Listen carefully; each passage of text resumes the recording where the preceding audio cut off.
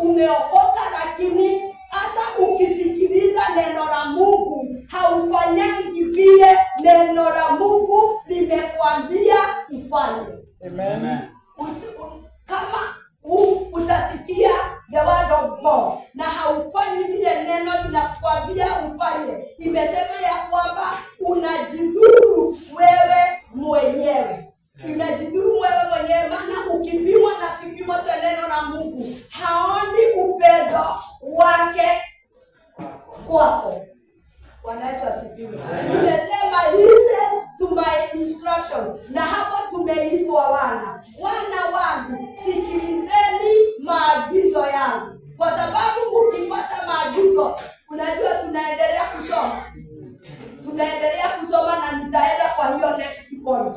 Kwamba tutakaposikiliza the word of God, tunapata uzima. Lakini kama hatusikilizi, tunajidhuru sisi wenyewe. Mwezi huu wa kupata kibali, kile kitatusaidia tukuwe na kibali ni kwa sababu ya kusikia the word of God. Kwa sababu sauti ya Mungu inakujenga kupitia kwa neno lake peke yake.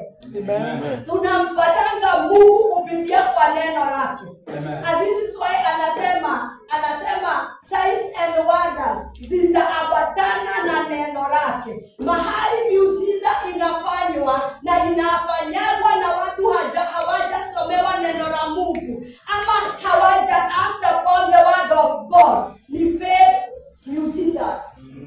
And that is what is in a continue katika our land saa hii. Mtu unaenda unaambiwa pokea. What are you pokea?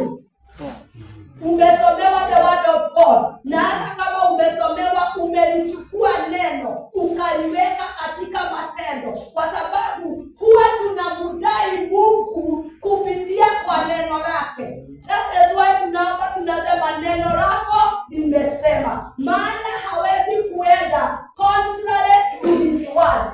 Amen. Bwana Yesu asifiwe sana. Amen. Bwana Yesu asifiwe. Amen. Mnaendelea kulala ama kuamka? Kuamka. Naweza kuuliza swali? Yes. Niulize nani? Hapo tumesoma line 35 imesema ya kwamba for whoever finds